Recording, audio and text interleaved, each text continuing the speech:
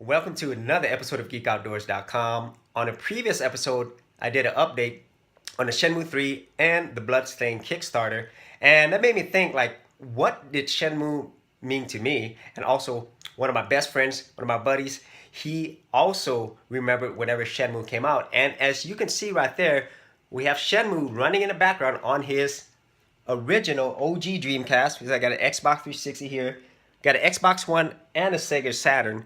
And so I'm gonna go ahead and start with him and see what did Shenmue mean to you. Shenmue meant a lot to me. It meant kind of a growing up for me. It meant what games should be and what they're going to be someday. I bought Shenmue in 1999 in December after it released in Japan.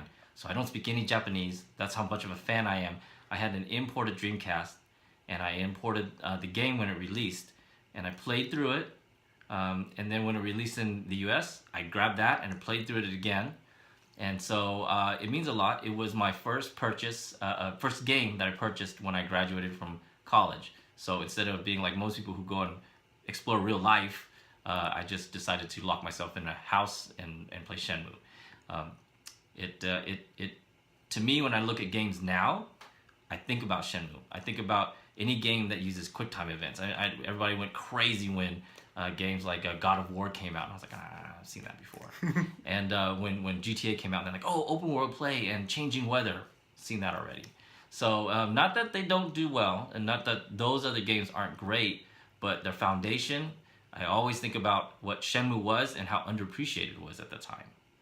And also another thing that's unique about my friend's experience is that he actually does practice kung fu martial arts, and within Shenmue there's a lot of emphasis on martial arts as well as part of the story, because as you know, in Shenmue the main fighting style that he uses is actually kung fu and not karate, even though the game itself is produced by a Japanese creator and a Japanese company, i.e. Sega and Yu Suzuki.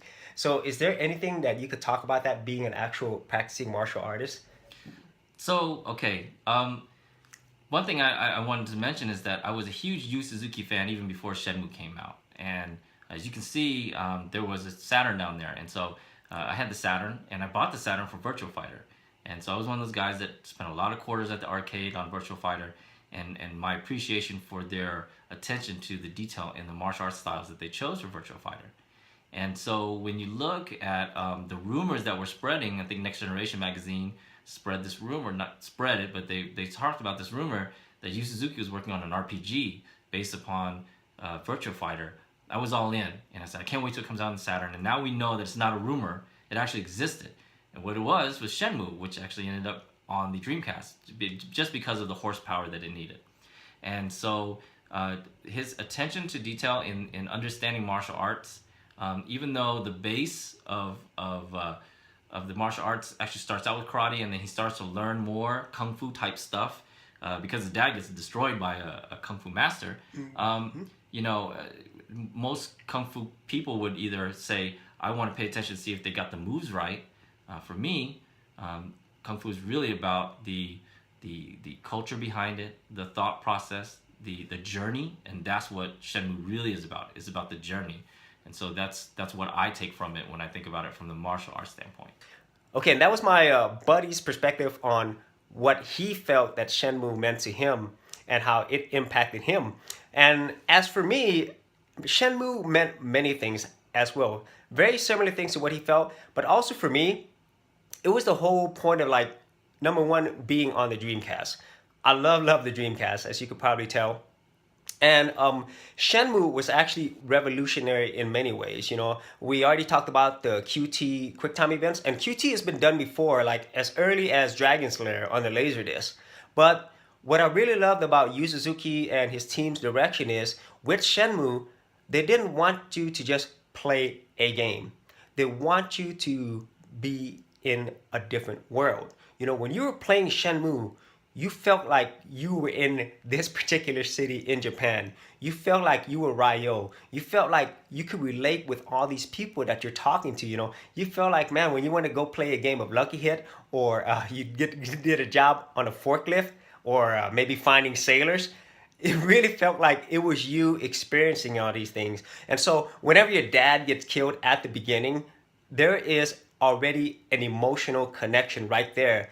And as you're going through the game and you're going through this completely new open world environment and these amazing graphics and the fact that the weather changes, the time goes through is real time. After a while, the amazing technical aspects, which is by far, I mean, the best game I've ever seen at that point in time, and maybe even years afterwards. But the fact that Yu Suzuki and his team were able to devote so much for the story, you completely forgot about all those other elements. You know, just like a really good movie, the special effects don't make a movie. They actually add to it when you have a really, really good storyline.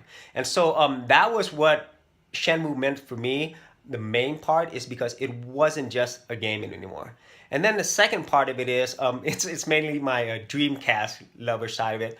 I finally had a game, to me, that just made it so different, so far ahead of anything that I've ever seen. I was certain that Shenmue was going to make Dreamcast like the best game system ever. Unfortunately, the reality is that didn't end up that way.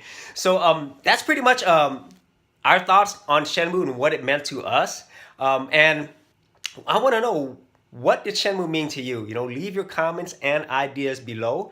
And, you know, if you are not familiar with Shenmue or what Shenmue 3 is, what's wrong with you? Go ahead and look at the previous episode that I did about the Shenmue 3 and the Bloodstained Kickstarter update. And also, if you do like these videos, be sure to subscribe.